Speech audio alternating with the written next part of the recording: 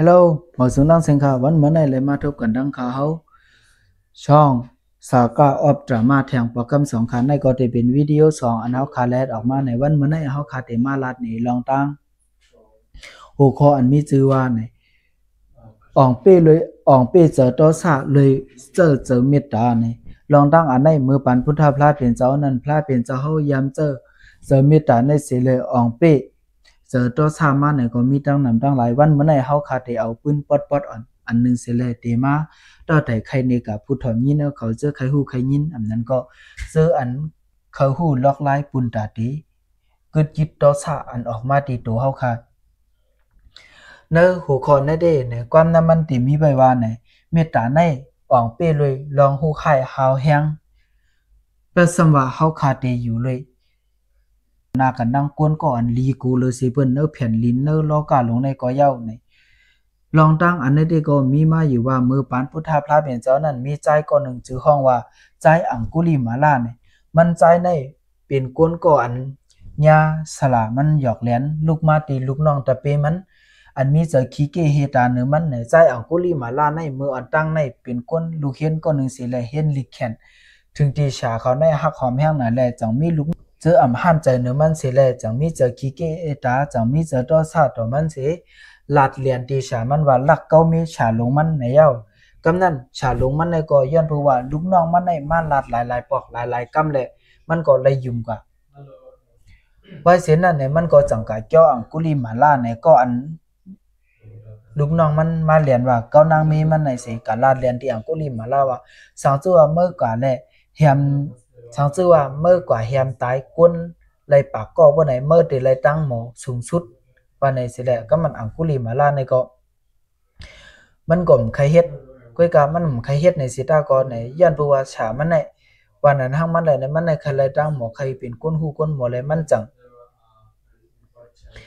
ยุ่มก้ามฉามันเฉยก็หาแฮมก้นในซัมโบตัววันตัวเมืองในชื่อเสียงมันในซัมโบออกมาว่าอังคุลิมาลาในอังคุลิมาลาในเป็นความปาลีอันมีที่ปองว่าใน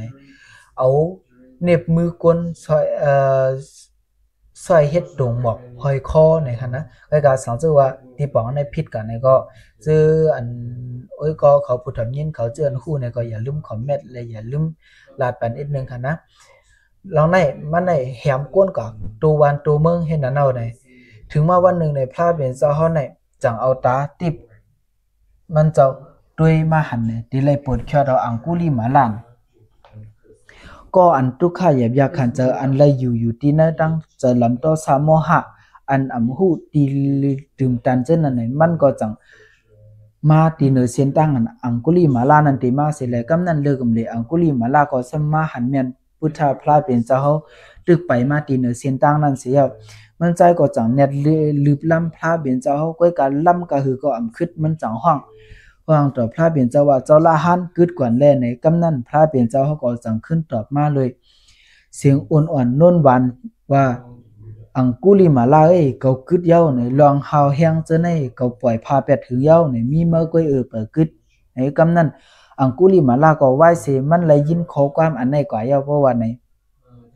มันก็จังมีสติหูหันถึงมาสิเลยป่องใจลองขอความอันในกว่าสิเลยมันจังแค่ว่างเครื่องยิบเปียเสียย้อนเขาเฮ็ดลูกน้องตะเปพระเป็นเจ้าสิเลยเฮ็ดเอาธรรมะถึงตีป้อหูอันธรรมะตะลากว่าไรในลองตั้งอันในลูกมาตีลองเจอล้ำลองอ่ำห้ามเจอลองขี้เกเฮตาเนกันนั่นสิเลยจังเปลี่ยนมาเลยเจอต่อซ่าเนี่ยก้อยการไล่หมดมันได้ในพระเป็นเจ้าเฮาจังเจอเมตตาในมาหมดเป็ดไผต่อซ่าอันมีอยู่ที่ในดูอังคุลิมาลานั่นในอังคุลิมาลาในก่อนในถึงย้อนเพราะว่าในยามีปรมีไว้แล้วในจังเลยกึดยึดกว่าในก้อยกะสังเจอว่าอำกึดยึดกว่าเพราะว่าในมันก็ได้สืบมึกกว่าจึงนั้นในย้อนสังหลาในเพราะว่าเฮาค่ะใครเจอตัวซาเฮาอันเปิ้นมาวาตีเฮาอันเปิ้นมาเฮ็ดให้เฮาอันเปลี่ยนมาตีโตนั่นในเฮาขำใครมีเจอตัวซาในเพราะว่าในเฮาคาหรือเลยกึดเลยเจอคอเหลียวก็เฮาคาเพราะว่าเฮาคากึดแบบนี้มันก็มีอยู่เพราะว่าเฮาขำไปกึดว่าไหนได้น่ะเจอตัวซานั่นในตึกที่มีอยู่ที่เจอเฮายันนั้นในเพราะว่าเฮาคาใครมีเจอตัวซาในมีลองกัดเย็นเจอกัดเย็นตัวนั้นเมตตาในซื่อหือล่ะในลูกมาตีอุเบกขาการปล่อยวางในเพราะปล่อยวางเป็ดก็เฮาคากัดเย็นเพราะว่าเฮาขามปล่อยวางอุเบกขามันเป็นอะไรก็เฮาคาติเป็น ตัวสามโมหะที่เป็นลองสุกเสือเขาขากูวันดังหือเจอตัวชาในสัมปได้ออกในเขาขาดอะไรเจออุเบกขาเปียสิเลยกึดยึดกันเขาต่างได้มีมาเลยมีตาอันกัดเย็นเหมือนหนังน้ำจิ้มเสือเนี่ยเหมือนเจ้าหนังก้นนึง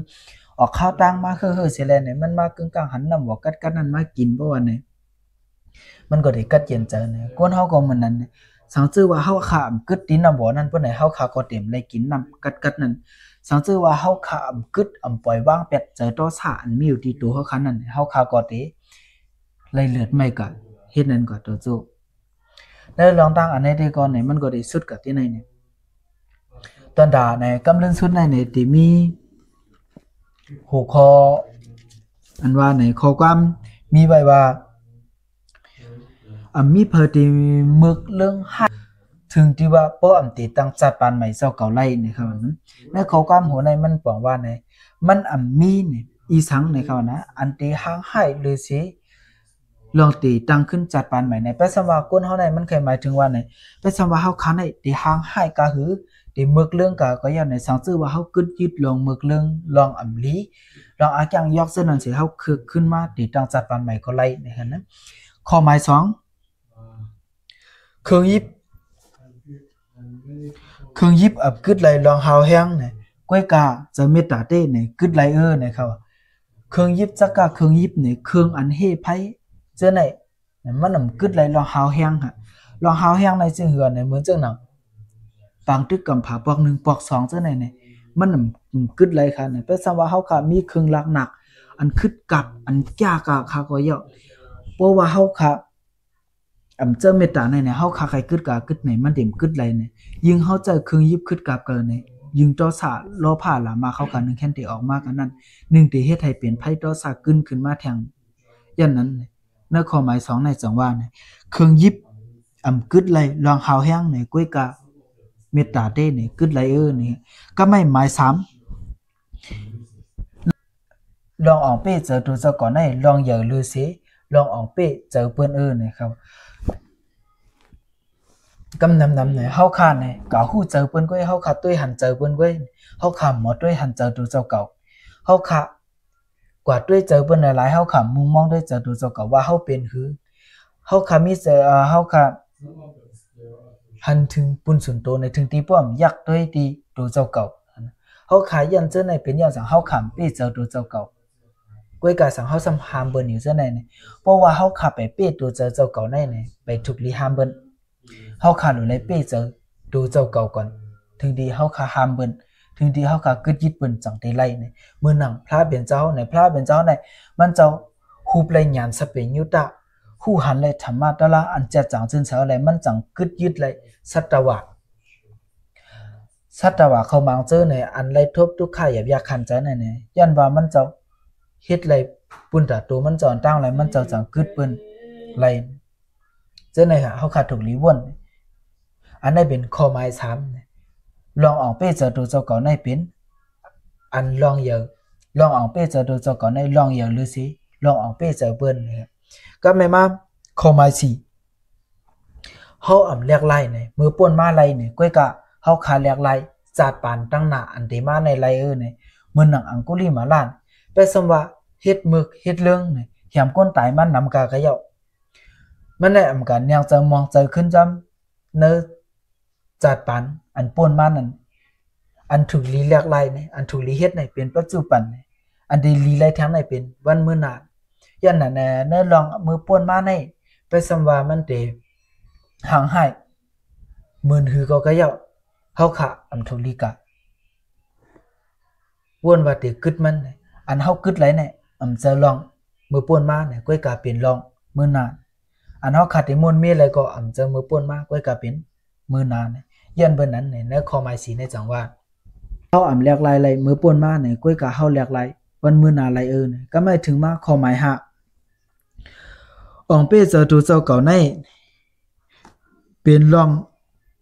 อันยิงเหยอหรือเซเปิ้นนะครับลองอองเป้เจอตัวเจ้าเก่าในเป็นอันยิงเหยอเซเปิ้นเนี่ยเหมือนจังหนังเปิงแตกมันก้นนึงมันมาเฮ็ดให้ตีเฮาเนี่ยว่าเฮากะทุบมันขึ้นกะเฮ็ดให้มันขึ้นอันนั้นปองว่าเฮาขามเป้เจอตัวเจ้าเก่าเฮาขาม หรือเลยเป้เจอตัวเจ้าก่อนไหนเจ้ายามหันข้อกล้ามเจ้าสู้คำไหนมันเจ้าเป็นข้อกล้ามร้อนม่อนอันนึงไหนเขาเจ้ากับหันแม่ไหนมันเจ้าว่าคือละอันเฮาอำตอบเทงสังปืนขึ้นนั่นไหนอำเจอเลยว่าเฮาย่ำอำเจอเลยว่าเฮาขาอ่อนอ่อนไหนเป็นย้อนเพราะว่าเฮาขาเป้เจอตัวเจ้าเก่าเฮาขาเป้เลยเจอตัวซาอันมีติตัวเจ้าเก่าเนี่ยอำปันมันออกนะก่อนมาเฮ็ดดีเฮาอันขึ้นวนต่อเฮานั่นไหนก่อนนั้นมันอำเป้เจอตัวเจ้าเก่ามันกวยหัวใครทายเปิ้นไหนก่อนนั้นมันอำเป้เจอตัวเจ้าเก่ายันเปิ้นนั่นน่ะเฮาขาเป็นคนนึงก่อนเฮาขาหลุเลยเป้เจอตัวเจ้าเก่าเนี่ยแล้วลองตั้งอันนั้นได้ก็เดี๋ยวกับที่ไหนเนี่ยก็ไม่เฮาขาดีเลยมาสืบอันเป็นหมายสองไหนก็ไม่ย้อนลองต่อซาในเสเลพรให้มันเป็นจึงหือละลายมีจึงหือละลายในก็ไม่เฮาขาดีมาลัดนี่กันลองเปิ้นแตกซึ่งไหนการลองต่อซาในเฮาขาไหนสองซื่อว่าเป็นไรเฮาขาถูกเลยกึดมืออันตั้งไหนจะเฮาก็เป็นคนอันมีต่อซาอย่างเป็นคนจะลำจะปิดจะปอดไหนซ้ำเฮ็ดถือกึดมันลาเนี่ยจะเฮาก็จะเมตตาเนี่ยจะเมตตาอันลูกมาตีลองปล่อยว่างนั่นสิกึดเป็ดเพราะว่าเฮาขาปล่อยว่างเป็ดเนี่ยเฮาขาก็ได้มีลองกัดยินอันเขาความบาลีเฮาว่าเมตตาเพราะว่าเฮาขาอำปล่อยว่างอำกึดยึดมันอำปล่อยพามันเป็ดเนี่ยเฮาขาก็ได้มีใจลำโตซาเตไหลเลือดมาอยู่กูมือกูวันเนี่ยย่านนั้นเนี่ยหนังหือเฮาขาบ่ได้มีเลยเจอเมตตาเนื้อเฮาขาได้ออกเป้เลยออกเป้เลยเจอโตซาเนี่ยเฮาขาถูกลีเลยกึดยิดมันเป็ดเนี่ยสังเกตว่าเฮาขำกึดยิดมันกลุ่มบ้วนจำมันกลุ่มบ้วนถึงมันเอามันมาใส่เนื้อออกเอาไว้บ่ไหนได้เนี่ยเนื้อใจเฮาคันได้เนี่ยมันได้มีลองหลุดลองไม่ลองคู่ข้าวหันอยู่กูวันเนี่ยเต็มมีอะไรลองกัดเย็นอะไรสิบอกเนี่ยย่านไหนใน EP 1ในได้เนี่ยก็ได้สุดกับที่ไหนเนี่ยก็มาเฮาคัดได้มา10 EP 2ใน EP 2ในเฮาคัดได้มาลัดนี่พรหายจะต่อสารเนี่ยเป็นจึงหือหลายๆในเปิงแตกมันเนี่ยเฮาคัดได้มาเจออันนั้นก็จะเป็นปังตึกกำผาปอก1และปังตึกกำผาปอก2เนี่ยในที่เป็นเปิงแตกพรหายต่อสารกันในสังเกตว่าเข้าใจเกี่ยวกับลอกลายคุณตาเป็นกึดยึดต่อสารเนี่ยเลยเจอลองเมตตาในป้อนไหนสังเกตว่าเข้าใจชวนเจอป้อนไหนอย่าไปลืมกดไลค์กดแชร์และ Subscribe Follow ไว้ปันที่ YouTube Facebook สากาลาออฟจะมาเฮาในคาเซกัมเนี่ย